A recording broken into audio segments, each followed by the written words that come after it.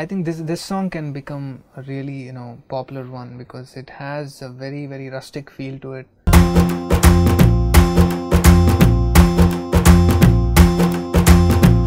ఎక్కి ఎక్కి ఆడవలేనే ఎడవ మగ పుట్టక గుండె పెరికినట్టుందే నువ్వే వెళ్ళినాక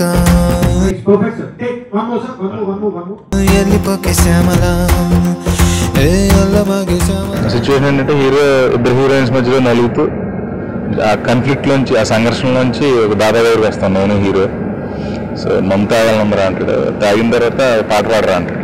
వెళ్ళిపోకే శ్యామల ఏ అల్లమాగే శ్యామల నువ్వు వెళ్ళిపోకే అస్సలా ఊపిరాడదుంట లోపల వెళ్ళిపోకే శ్యామల. అది we trying to transform this song into something else in terms of visual. It's going to be hard, raw kind of a thing, not so glamoured or not so raw, something like that. It's going to be in between. ఈ song definitely youth కి పాట బాగా నచ్చుతుంది అనుకుంటున్నాను. ఈ song రాసింది రామ్ జోగే గారు. నరం లేని నాలిక నిన్ను ఎలిపొమ్మని పంపిందాయే, రథం లేని గుర్రం లాగా బతుకే చతికిలబడిపోయే నీ పోస్టరు అడ్డంగా చింపేశాననుకున్నా గుండెల్లో నీదే సినిమా ఆడుతున్నదే. ఫెయిలర్ సాంగ్ చెప్పొచ్చు, బట్ దాంట్లో కూడా ఒక ఎమోషన్ పెయిన్ ఉంటుంది.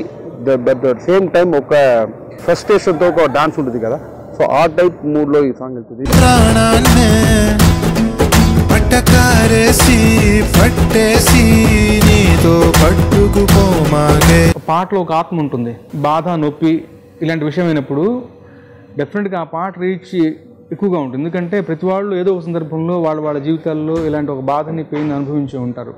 స్విచ్ చేస్తే ఎలిగేదా ఉఫ్ అంటే ఆరేదా ఊపిరిలో మంటల్లే నీ ప్రేమే ఉన్నదే. నేను రాసిన పాట మొత్తం ఒక ఎత్తు, ఆయన అన్న ఒక మాట ఒక ఎత్తు. అంటే that shows the difference gravity of the situation. గెలిచేసి నన్ను వదిలేసి చీకటైన కోటలాగా నేను కోటలా ఉన్నాను, నువ్వు వచ్చావు నన్ను గెలుచుకుని నన్ను ఏలకుండా వదిలిపెట్టి వెళ్ళిపోతున్నావు. గెలిచేసి నన్ను వదిలేసి చీకటైన కోటలాగా చెయ్యమాకే నువ్వు వెళ్ళిపోకే శ్యామలా నువ్వు వెళ్ళమాకే శ్యామలా ఏమి బాగలేదే లోపల నువ్వు వెళ్ళిపోకే వెళ్ళిపోకే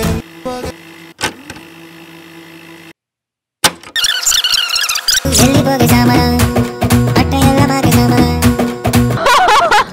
నువ్వు వెళ్ళిపోతే అసలా ఊపిరాడదంట లోపల.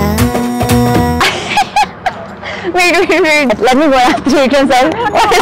Working with Vikram sir, I don't know. I have heard about Vikram sir before.